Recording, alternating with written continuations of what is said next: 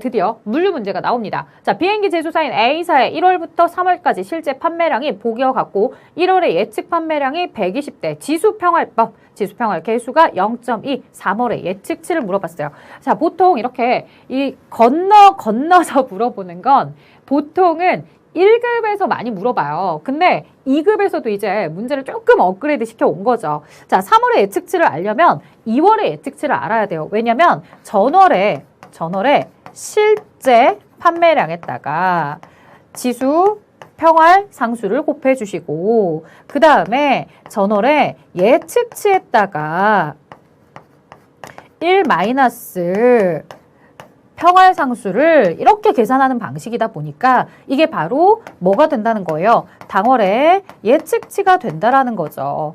이런 방식이다 보니 사실 3월 달의 예측치를 알고 싶다면 2월 달의 실제 데이터와 2월 달의 예측 데이터를 알아야 돼요. 근데 2월 달의 예측 데이터를 안 알려줬다 이거예요. 자, 그렇다고 해서 당황하지 않죠? 우리 뭘 알면 1월 달 전월의 실제 판매량과 예측 판매량을 안다면 2월의 예측치가 얼마였는지도 알 수 있습니다. 그럼 1월 데이터 가지고 가볼게요. 자, 전월의 실제 데이터 120 곱하기 0.2의 평활상수, 그 다음 예측 판매량 120 곱하기 1-0.2, 즉 0.8이겠죠. 자, 이거는 뭐 계산을 해보시나 마나 120이 될 겁니다. 즉 2월의 예측치는 120이었다. 이제 3월달 갈게요. 2월에 실제 145 곱하기 0.2 플러스 2월에 예측 판매량 120 곱하기 0.8 이렇게 계산을 해주시면 됩니다. 자, 여러분들 계산기 가지고 들어가실 수 있고요. 계산기로 계산해 보시면 145 곱하기 0.2 m 플러스 120 곱하기 0.8 m 플러스 mr 하시면 125가 나와요. 그래서 여기에 정답은 3월의 예측치는 얼마가 되는 거다? 125개가 되는 거다. 자, 우리에게 질문했던 것은 3월의 예측치를 물어본 거였더라. 자, 그 다음 가도록 할게요. 계속해서 보겠습니다. 아이스크림 제조회사의 아이스크림 한 개 판매 단가 1,200원. 자, 매출액. 그 다음 단위당 변동비가 200원. 연간 고정비가 600만 원이다. 자, 이 세 가지 데이터만 딱 보더라도 저는 알 수 있어요. 아, 이거 BEP, 손익분기점 물어보는구나. 근데 손익분기점에 판매량을 물어볼 수도 있고요. 아니면 뭐를 물어볼 수도 있더라? 매출액을 물어볼 수도 있습니다. 자, 일단은 판매량을 물어보고 있었는데요. 이렇게 되려면 이 고정비를 단위당 공원 이익으로 나눠주시면 돼요. 자, 그러면 공식에 그대로 대입을 해보시면 고정비 600만 원 나누기, 자, 한 개당 공원이익이 뭐 얼마냐? 판매 단가 1,200원에 200원의 변동비를 뺀 1,000원. 이게 바로 뭐가 되는 거다? 우리 한 단위당 공원이익이 되는 거죠. 자, 그러면 이 600만 원을 이렇게 써보도록 할게요. 원 단위로 똑같이 맞춰준 거예요. 위에가 만원 단위여서. 자, 그러면 개수가 나오겠네요. 몇 개를 팔아야? 6,000개. 6,000개를 팔아야 이 회사가 손해도 보지 않고 이익을 보지도 않는 제로 지점이 된다는 거죠. 그래서 손익분기점의 판매량은 얼마가 되었다? 6,000개가 되었다. 자, 9번 갑니다. 과거 총 이익액의 실적을 이용하여 거래처의 여신한도를 설정하려고 한다. 자, 거래처에 대해서 과거 3년간의 총 매출액이 나와 있고요. 외상 매출 채권 잔액이 있어요. 자, 이걸 가지고서 여러분들 볼 수 있는 게 이 3년 동안 매출한 게 80억이고요. 그 다음에 3년에 대해서 이제 매출하고 나서 지금 현재 내가 받아야 되는 외상값은 20억이라는 거예요. 그러면 매출은 80억은 했지만 아직도 20억을 받지 못한 상태예요. 그럼 실제로 3년간 회수, 누적액은 얼마가 된다는 거예요? 60억만 실질적 회수를 한 거죠. 자, 우리는 이렇게 60억의 회수 누계액에다가 3년 데이터에 대한 60억의 회수 누계액에다가 평균 총 이익률을 곱하게 되면 얼마만큼 5%면 얼마예요? 여러분들 60억 곱하기 0.05 하면 3이네요. 3. 3억 원에 대해서 나오더라. 그래서 얼마까지 외상으로 매출할 수 있니? 아, 전체 내가 그 거래처로부터 받은 돈은 60억이야. 거기에 대해서 이익률이 5% 정도라고 생각을 해. 그렇기 때문에 이익률만큼에 해당하는 요 3억까지는 외상으로도 매출할 수 있어. 라고 이렇게 판단하는 방식인 거죠. 자, 그 다음에 매출액을 기준으로 받으러 온 회수기간을 산출하여 여신한도액을 운용하고자 한다라고 되어 있습니다. 자, 그렇게 해서 전체 매출액 23억 원 중에 전체 매출 총액이죠. 자, 다시 더하면 13억, 2억, 5억, 3억, 5억 이렇게 다 더하면 23억이 나옵니다. 자, 현금은 이미 회수가 된 상태이죠. 그래서 13억에 대해서 빵, 0일. 그 다음에 자, 2억 원에 대한 어음은 30일짜리 어음이다. 그 다음 3억 원에 대해서는 며칠 60일짜리 어음이다. 그 다음에 5억 원에 대해서는 90일짜리 어음이다. 이렇게 계산하시면 대금의 회수 기간이 나옵니다. 자, 그러면 제로 2, 3은 60, 그 다음에 6, 30 그 다음에 9, 45 이렇게 계산하셔서 23억으로 나눠줄 거예요. 자, 위에 계산 좀 해볼까요?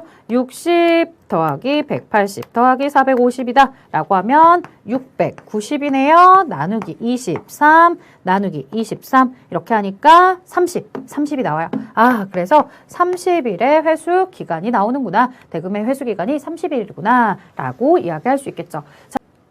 자, 편의점에서는 아이스크림 재고 회전율을 파악하고자 한다. 제품의 재고와 관련된 정보가 보기와 같을 때 재고 회전율로 오른 것은 자, 보통은 뭐 매출원가라든가 기말 재고, 기초 재고 금액으로 나왔었는데 수량으로 데이터가 나왔어요. 수량으로 나왔다고 해서 이상하지 않아요. 자, 판매량을 뭘로 나눠준다? 평균 재고량. 자, 그러면 기초 재고량도 아니고 기말 재고량도 아니고 평균 재고량으로 나눠줘야 된다. 자, 6,000개 나누기 평균 재고량이라는 건 어떻게 구하느냐? 기초 재고량 더하기 기말 재고량 나누기 2 하시면 얼마? 600이 나옵니다. 600. 600개의 수량으로 나눠주면은 10개가 아니라 판매량, 10개, 재고 회전율이니까 개라기보다는 10이다 라고 이야기를 해주셔야겠네요. 자, 그 다음 5번부터 이제 물류 2급에 대한 내용을 보도록 할게요. 자, 우리가요 이동평균법이다 라고 이렇게 나오고 있습니다.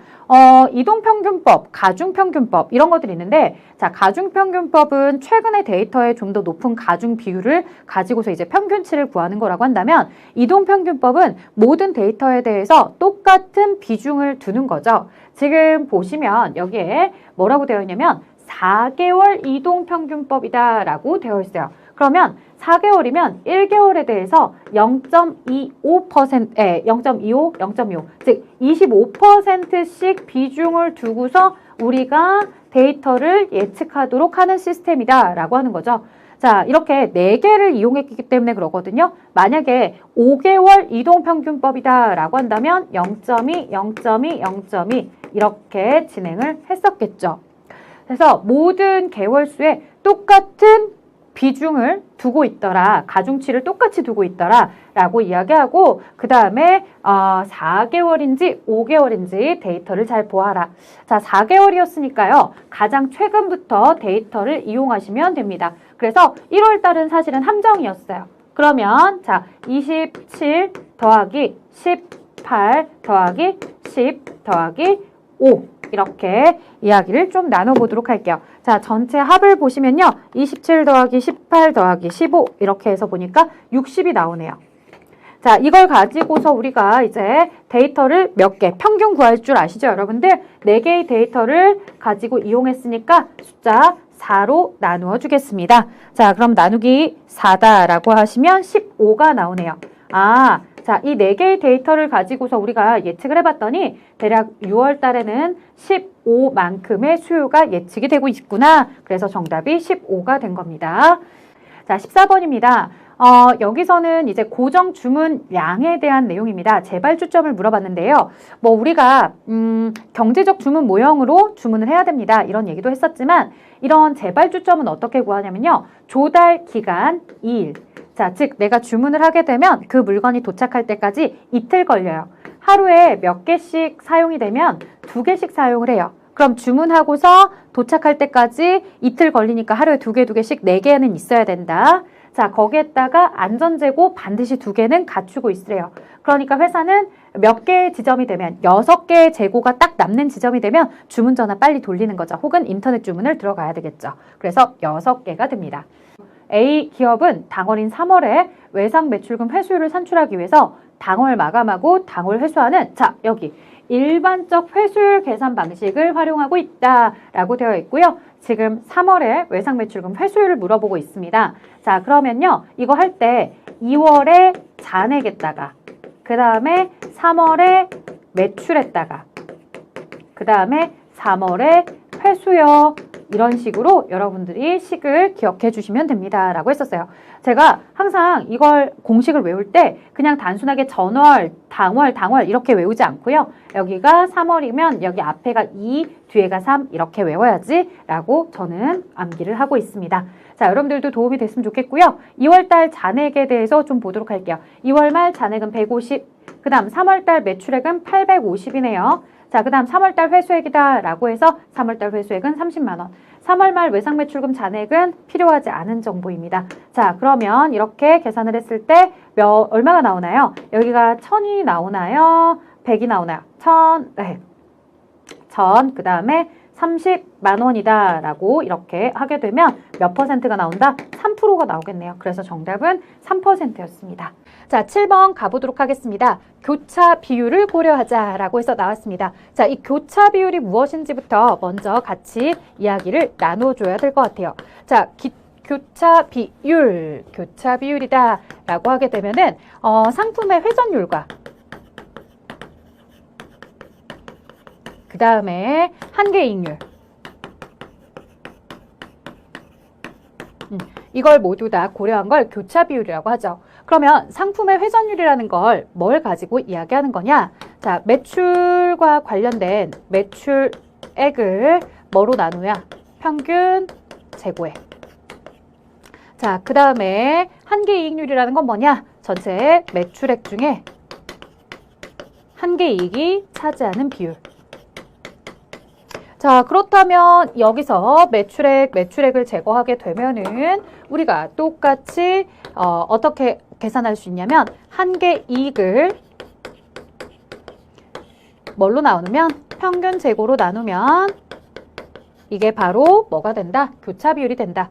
교차 비율이 높은 상품일수록 회사에 많은 이익을 가져다 주는 거니까 교차 비율이 높은 상품에다가 우리는 좀 더 집중하자. 이렇게 되는 거죠. 자, 상품 A에 대한 교차 비율부터 계산해 보도록 할게요. 한계이익 30이고요. 그 다음 평균 재고액이 20입니다. 그렇다면 A는 1.5의 이런 교차 비율이 나오고 있습니다. 자, B의 경우는 어떻게 되냐면요. B의 지금 평균 재고액 한계이익. 자, 한계이익 40에 평균 재고 40입니다. B의 경우에 교차 비율이 1입니다. 자, 그러면 옳은 것을 고르세요 라고 얘기했는데 요거 교차 비율이 1이라는 것은 누구였다? A가 아니라 B였다. A는 1.5더라. 자, 그 다음 상품의 A보다 B의 교차 비율 수치가 높다라고 하는데요. 아니죠. A의 교차 비율이 더 높았습니다. 자, 교차 비율 수치에 의하면 상품 A보다 상품 B의 재고 회전율이 높다라고 하는데요. 여기 재고 회전율은 매출액을 평균 재고로 나눈 거잖아요. 자, 그러면 A에 대한 내용부터 보도록 할게요. A는 매출액이 100이더라. 평균 재고가 20이더라 라고 했어요. 그러면 이 A의 재고 회전율은 5가 되는 거고요. 지금 B의 상품의 경우에는 매출액이 100이다. 그 다음에 평균 재고액이 40이다 라고 했어요. 2.5가 되죠. 누가 더 크더라는 거예요. A의 회전율이 더 높다라는 거죠. 자, 그래서 이 교차 비율 수치에 의하면 A보다 B의 회전율이 높다 그랬는데 B가 더 높다라고 이야기해야 되겠죠. B보다 A가 더 높다. A의 회전율이 더 높다. 이렇게 얘기해 줘야 되겠죠. 자, 상품 A의 목표 판매액을 B보다 높게 할당하는 것이 바람직하다. 왜? 교차 비율이 높은 것에 우리는 좀 더 집중을 해주자. 상품의 재고 회전도 높은 상태이고요. 자, 그렇기 때문에 정답은 4번이 올바른 표현이었죠. 자, 이제 13번입니다. 제품 A의 연간 수요량은 9만 개. 그런데 수요량이 일정하지 않고 높거나 낮아지며 이를 주문하면 공급업체로부터는 5일 후에 도착한다 라고 되어 있습니다. 자, 이를 위해서 주 생산성은 제품 A의 안전재고량을 600개까지는 확보해야 한다. 생산성은 연간 300일을 운영할 경우 제품 A에 대한 재주문 시점에 수량을 물어봤습니다. 자, 그럼 여러분들 연간 300일을 운영하고요. 연간 수요량은 9만 개라고 합니다. 연간으로 우리에게 제시간 데이터를 가지고서 우리는 뭘 알 수 있냐면 하루에 수요량을 알 수가 있어요. 하루에 몇 개씩 수요가 되고 있어 라고 이야기하려면 9만 개 연간 수요량을 내가 운영을 하고 있는 연간 날짜, 운영일자인 300일로 나눠주는 거죠. 그럼 3, 3은 9, 300개가 되겠네요. 자, 그러면 이런 300개, 하루에 1일 수요량이 300개씩이다 라는 걸 우선은 계산했어요. 자, 주문을 하고 나서 공급업체로부터 5일 후에 도착한대요. 즉, 이 물건의 리드 타임이 5일 정도 걸린대요. 그러면 내가 주문을 해서 그 물건을 받아보기까지 5일이 걸리면 5일 동안에도 계속해서 영업이 운영이 되어야 할 테니까 그 영업에 운영이 되는 날에 계속해서 쓸 물건이 남아 있어야 되는 거죠. 자, 그래서 3, 5, 15 몇 개? 1,500개입니다. 그런데 정답이요. 1,500개가 아니죠. 왜? 바로 안전재고량이요. 이렇게 되면요. 매일매일 1,500개만 남은 상태에서 주문을 돌리면 300개, 300개, 300개, 300개 이렇게 하기 때문에 막상 5일 차에는 재고가 하나도 없는 상태가 될 수도 있어요. 그런데 만약에 뭐 홍수가 났다거나 이런 여러 가지 공장의 화재로 인해서 하루 이틀 늦어지고 있더라 라고 한다면 회사는 그 내용에 대해서는 영업을 잠시 접어야 될 수도 있기 때문에 불안한 마음에 안전재고까지 확보가 된 상태, 즉 600개가 안전재고로 남아있고 5일 동안 수요될 양이 충분히 있을 때, 즉 2100개 시점에서 주문을 해줘야 됩니다. 그래서 2100개 시점에서 이렇게 주문을 하게 되면요. 2100개 시점에서 다음 날짜가 300개 이렇게 소진이 되게 되면은 1,800개다 라고 할 테고 1800개에서 또 300개가 소진이 되면 1500개입니다 라고 할 테고 1500개에서 1200개 1200개에서 그 다음에 900개 900개에서 300개 900개에서 600개 이렇게 나오겠죠. 자, 그래서 하루 1, 2, 3, 4, 5일차가 되었을 때 딱 600개가 안전재고로 남아있을 때 여기서 이제 새롭게 물건이 들어와주는 시스템이 되어야지 만약에 여기에서 제로가 돼버린다고 한다면 굉장히 불안한 상황일 것이다. 그래서 우리는 몇 개가 준비가 되어 있어야 된다. 2100개일 때 그때 나는 주문을 들어가야지만 5일 동안에 판매되는 물건에 대해서도 착오 없이 나갈 수가 있고 안전재고량도 완전하게 확보된 상태로 운영이 된다. 자, 그 다음 10번 갑니다. 연간 총 여신한도액을 설정하기 위해서 회사의 자금 조달 기간을 사용하고자 합니다. 자금 조달 기간. 자, 그러면 보기에 자료를 이용할 때 매출 채권 한도액을 계산하라고 합니다. 자, 매출 채권 얼마까지 우리가 외상으로 줄 수 있는지 한도액을 계산해 보래요. 그러면 어떻게 계산하느냐? 매출 채권 곱하기 자금 고정률 이렇게 합니다. 아니 또 자금 고정률은 뭐야? 자금 고정률이라 하면 여러분들 365일 중에 자금 조달 기간입니다. 그러면 365 중에 36.5일인 거죠. 여러분들 계산기 가지고서 36.5 나누기 365일 이렇게 하시면 0.1이 나온다고요. 그러면 매출액에다가 자금 고정률 0.1을 곱하시게 되면은 이게 바로 매출 채권 한도액. 상품 재고 잔액은 필요하지 않아요. 자, 그러면 여기에 얼마가 나와요? 36500 만 원이 나오겠네요. 자, 그래서 36억 3억 6,500만 원인가요? 3억 6,500만 원. 이렇게 정답이 2번이 되겠습니다.